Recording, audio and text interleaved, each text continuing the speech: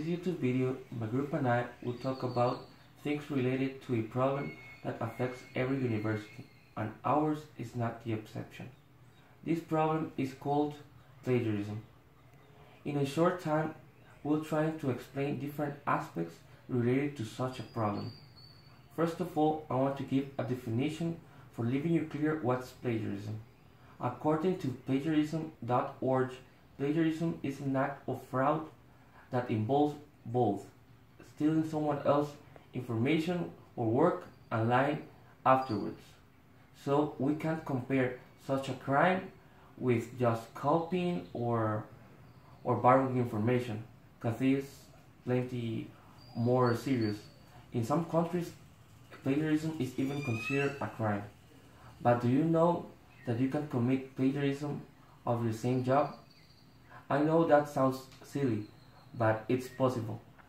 Even though that sounds weird, there is something called self-plagiarism that includes presenting your job twice and don't informing you do such a thing. People know to know when something is original and when something isn't, even though you are the original writer. Now, my friend Sebastian will continue with the explanation, talking about another aspect about this important problem.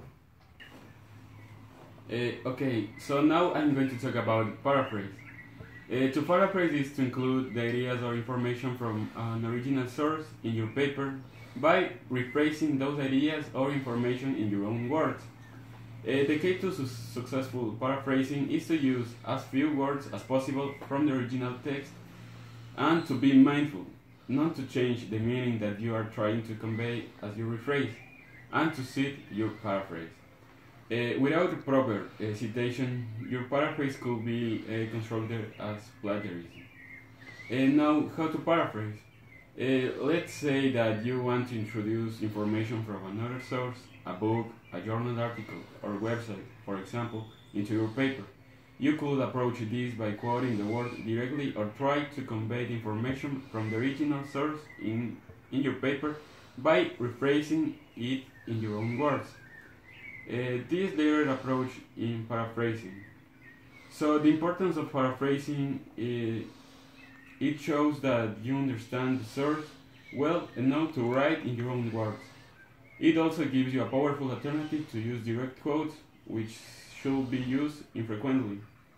It is important also because it shows you and your reader that you have understood the source sufficiently enough to write in your own words. And now my partner Ian is going to talk about apposition, quotation, and the best practices. Now I'm going to talk about best practices, quotations, and apposition. Best practices for avoiding plagiarism is important because by knowing these recommendations, you can avoid many troubles. When writing a paper, it is recommended to use your own words. It is whenever you can. Even if you write with your own words but another person influences the idea, you should cite it. You can use other people's words or ideas, but you need to cite it and make sure it is clear the difference between your ideas and the other's ideas in the paper. One way to show the information is by quotation. By adding quotation marks in the beginning and in the end of the sentence, you are expressing that you don't own that idea. Quotations are useful when you want to add important information to your paper or when you cannot express the idea in your own words. At last, apposition is a word to show the reader where you obtained a piece of information and who is the author. Depending on where you found the information, the apposition may vary.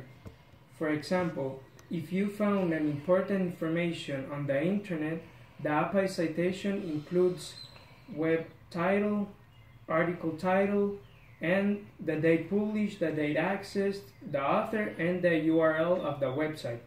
On the other hand, if you obtain it from a book, it includes the author, the title, the publication year, city of the publication, and the publisher. There are other types of citation, but the APA citation is actually the most used worldwide because of its detailed information. So, as you can see, it is essential to learn how to avoid plagiarism by the techniques shown above. It is important to learn these practices because it does not matter in what you work or where you are. It will always be important to cite and be honest about the information you have on a paper.